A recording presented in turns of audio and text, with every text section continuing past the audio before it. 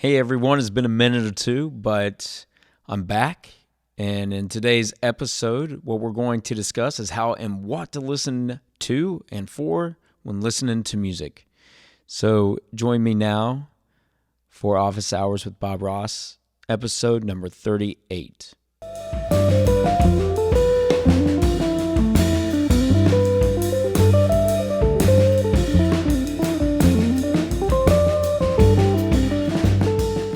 So the last episode of the podcast was back in September. A lot of things have happened since then. I'm not going to go into all the details of all of that, but a lot of things have happened, and I'm sure for all of you listening out there, a lot of things have happened too, and sometimes you look back and it seems like it was a blur, and then other times it seems like you can remember every single little detail of something. But regardless of all that, let's go ahead and get started.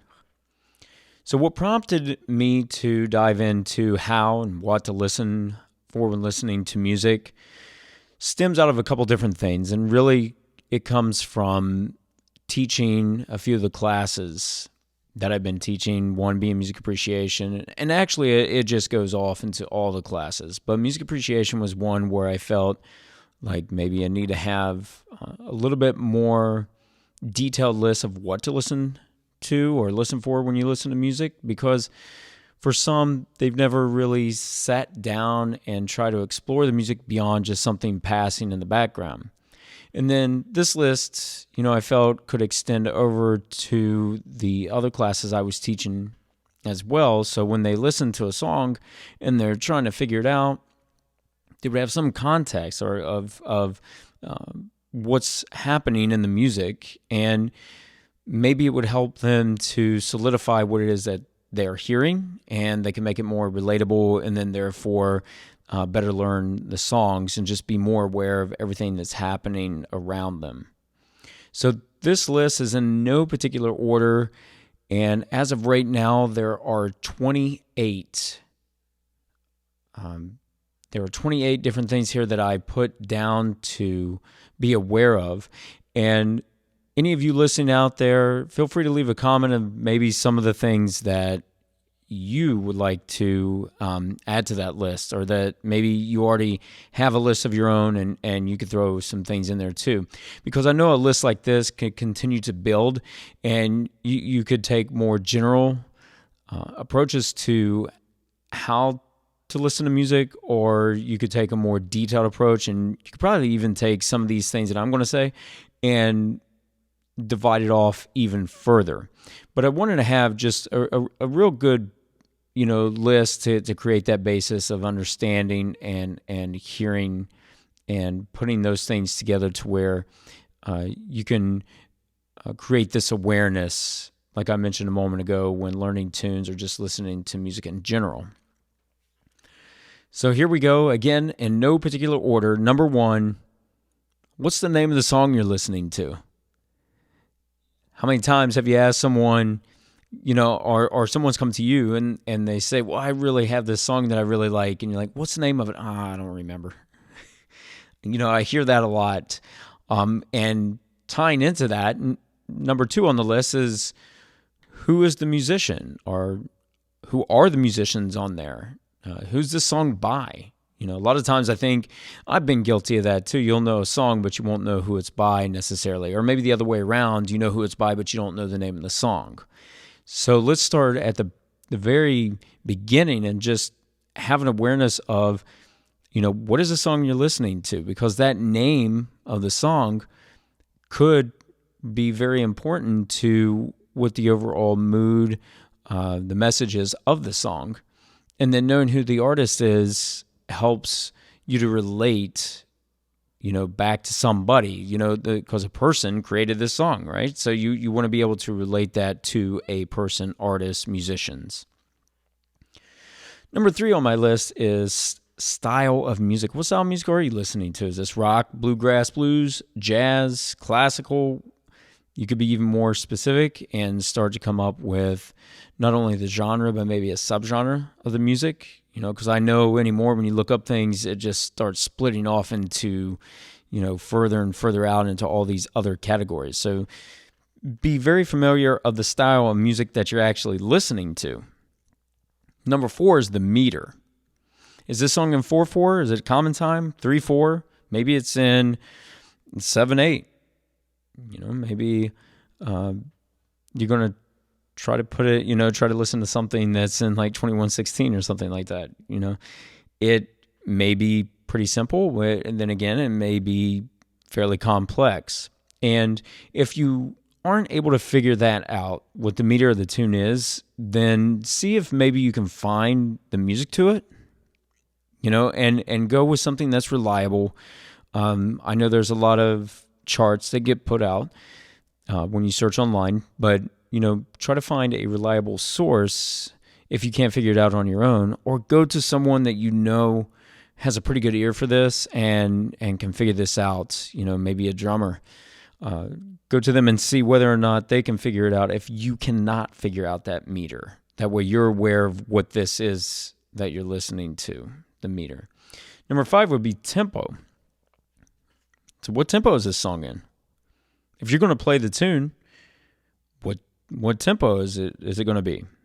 You just can't randomly throw some things out there. Well, I guess you could, but you might as well be familiar with the basic idea of where the tempo is. It doesn't have to be dead on, right? It doesn't have to be, well, I think this song's at 102.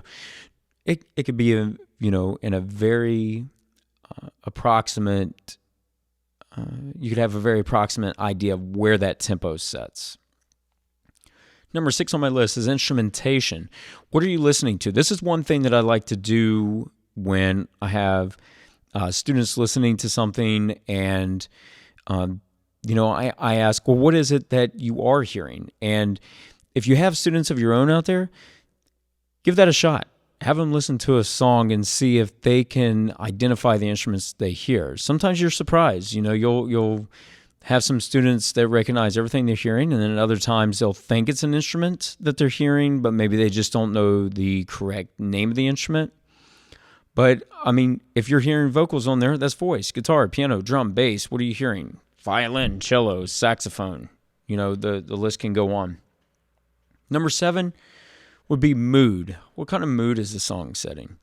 Is this song in a major tonality? Is it in a minor? Those are our basic tonalities that we could, resort back to in a major and minor kind of feeling, right? And going back, how would that relate, with tempo? In a music appreciation class of mine right now, we were listening to a piece by Chopin, and the song is slow, tempo-wise, but it's in a major tonality. It's in a major key. But what it elicits is more of a searching kind of feel, a kind of mood. And on the other hand, we listened to a piece that was in a minor key, but the tempo was fast. And that elicits some kind of a form of maybe a mood, like you're feeling agitated, or just on edge. Number 8 is listen for dynamics. Now, in certain styles of music, the dynamics come through more clear than others. Sometimes when you're listening to a rock tune, the dynamics may not necessarily be there. It depends, and that's a blanket statement. I'm not saying that that's true for all of rock music, but you want to be aware of the dynamics, and not only in listening to a song, but when you are in a setting, when you're playing with other people, listen for the dynamics. You don't have to be at a 10 all the time. You can back down. You can build that up and bring it back down. So you don't have to stay constant. It doesn't have to be quiet all the time. You can bring it up a little bit, then bring it back down. Number 9 is listen to the range. What is the range that you're hearing as far as the range of your range dealing with notes in regards to what's the pitch? Is this low, the low going to the high? What is the range of what you're hearing? And you can relate this really well to the melody, right? What's the range of that melody? Number 10 is listen for breaks and specific rhythms that you're hearing. Are there breaks in a tune? Is there some kind of maybe a set rhythm that everybody plays at this one time that everybody needs to learn and to be aware of and to catch on to? Because that'd be the worst thing right there. You're playing a tune and everybody knows that there's a break here. You don't know that there's a break there, and then, you play during that break. So you want to be aware of that. Number 11, listen for strumming patterns and arpeggiations. Now, let's relate this back to the guitar. The strumming patterns that you're hearing, the rhythm of the strumming, what are you hearing? Are they using any sort of arpeggiations? This could be on piano where you're dealing with arpeggiations. It could be other instruments too, but when I'm talking about strumming, it's geared more towards, talking guitar here. Number 12 is listen for instrument pairing. One thing I like to listen to when I listen to certain jazz albums is the left hand on the piano and the bass doubling up. And when you listen to classical music, you'll hear different sections pairing up. And this could apply to other genres of music too. But listen for any sort of pairing up, and it doesn't have to be like octaves or unison. It could be, with a different interval, but listen for the pairing of the instruments, or even instruments that are playing together at the same time, and maybe some are backing off and they're not playing at the same time. Some instruments lay out, and then others, will be the main focus, and then those instruments that were out now start to come back in. Number 13 is format. What's the format of the tune that you're listening to? Do you have an intro, and then a verse, then a chorus? Intro, verse, chorus. Is there a bridge in there? Is there an interlude? Is there a coda? How do you get into the tune? How do you get out of the tune? What happens in the middle? Is there a solo you need to be aware of? Number 14 is harmonic structure. Now I'm talking about the chord progression. What are you hearing with the chord progression? And now this number 14 goes off into the next, which will relate back to it. So the harmonic structure, what's some way that we can figure out this chord progression? So number 15 is listen for the root notes. What is the bass player playing? Now the root notes, as you may know or may not know, the root notes don't necessarily have to be the root note of the chord. It could be that you have a different note other than the root on the bottom, but listen for where the bass notes are going. That really helps out a lot. Or if you can hear the lower notes of the chords with guitar or piano, that helps. Number 16 is listen for chord qualities. Are you hearing major, minor? Maybe you hear an augmented or diminished, maybe a sus2, sus4 chord. Maybe you're hearing something more elaborate where you have like a flat 13 with sharp 11, and then a sharp 9 in there.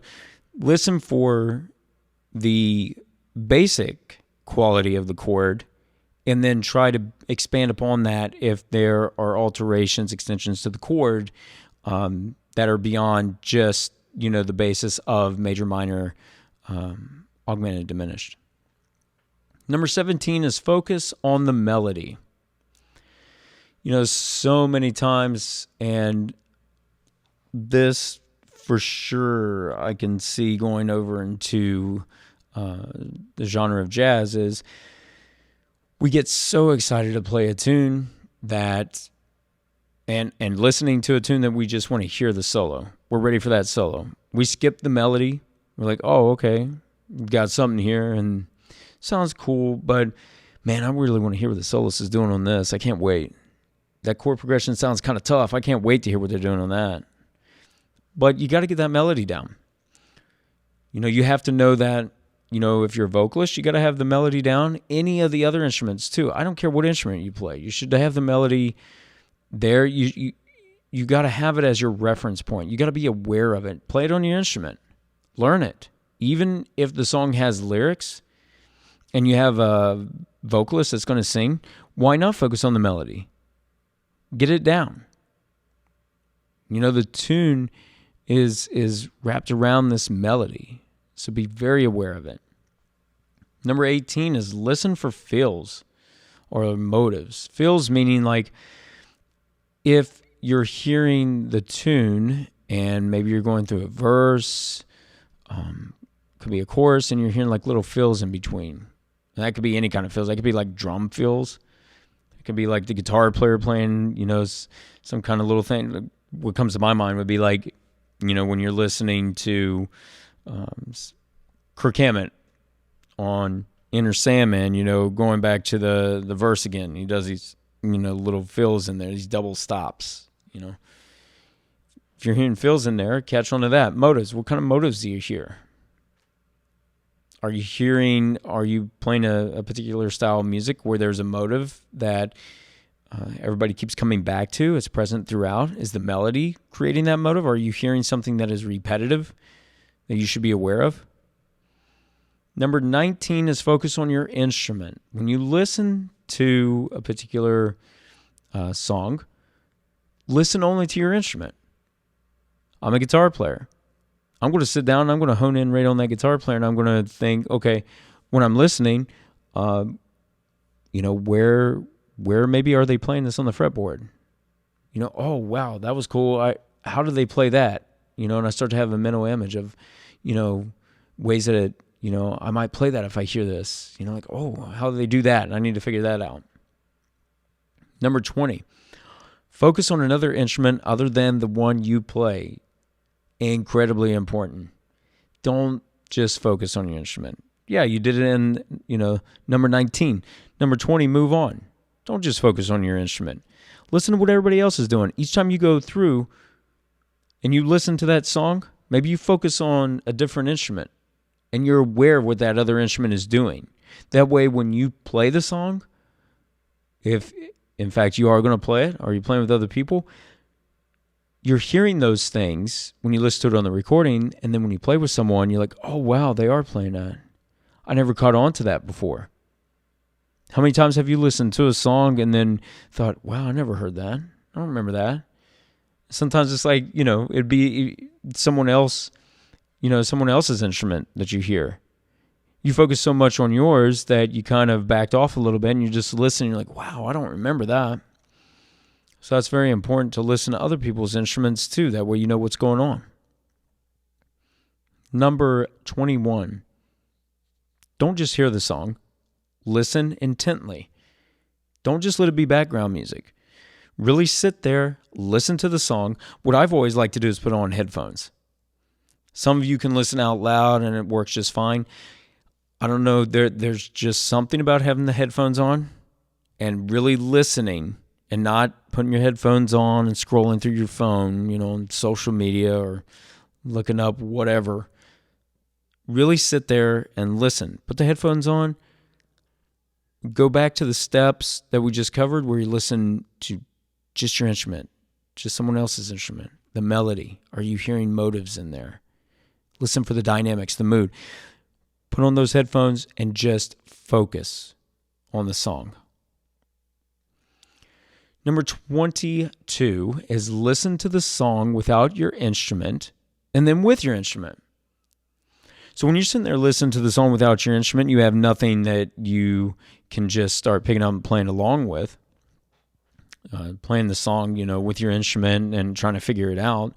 And often, when people do have their instrument in their hand, it can be very common that they're already starting to try to figure out the song. And that's great. You're already trying to figure out the song, but you're also skipping past an important step of just listening first and not playing over top of the song and assuming that you know what you're hearing. You're making the assumption, yeah, I already know.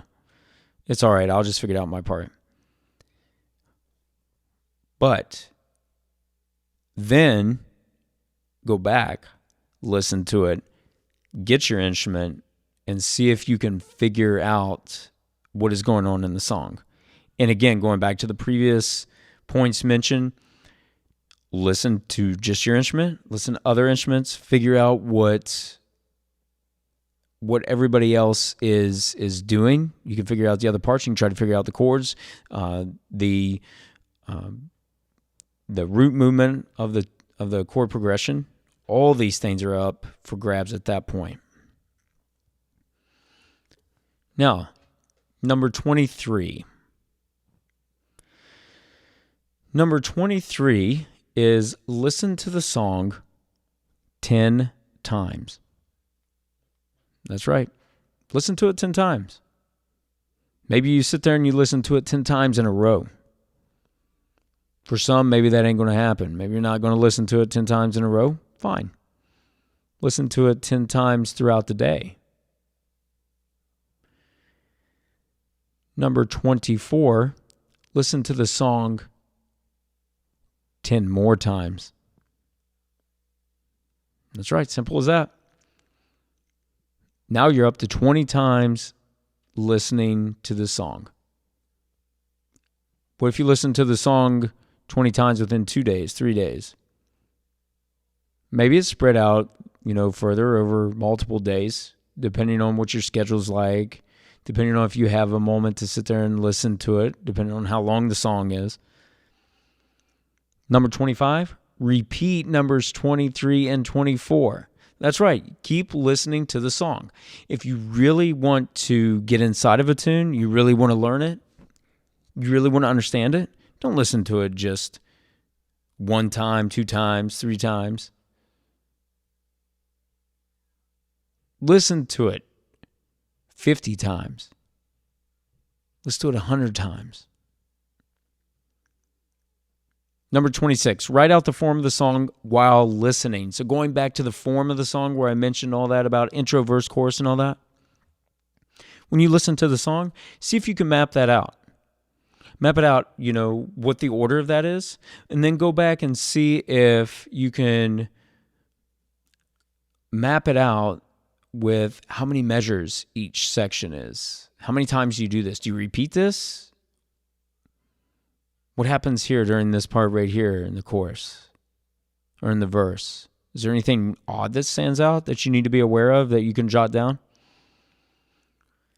Number 27 is write out the form of a song, but do it without the song playing. Do you know the song that well that you can just have it going in your mind and you can write it out? I bet you that would start to push you to memorize that tune or to really get inside that tune a little bit faster and more in depth. Number 28. What imagery and or message does the song convey, at least to you? When you listen to a song, it's a song that you really want to learn or a song that you really enjoy, is there any particular images that start to come to mind? For me, when I listen to certain songs, there's certain sights, smells even. It's so odd. That come to mind, kind of creates this recreation of memories. Music has a pretty powerful effect in that sense. What message does it have for you? For those that listen to the song and you're all about the lyrics, what does that song mean to you? Don't go through and start typing up, what does this mean? What does this lyric mean? What do the artists mean by this? It's great to know that. And I encourage you to go ahead and do that. But wait. Figure out what that song means for you and what message you feel like it's conveying. And then you can find it. If you like to listen to music that doesn't have lyrics, I like to listen to a lot of music without lyrics. When you listen to the melodic line that's being played by an instrument, same thing.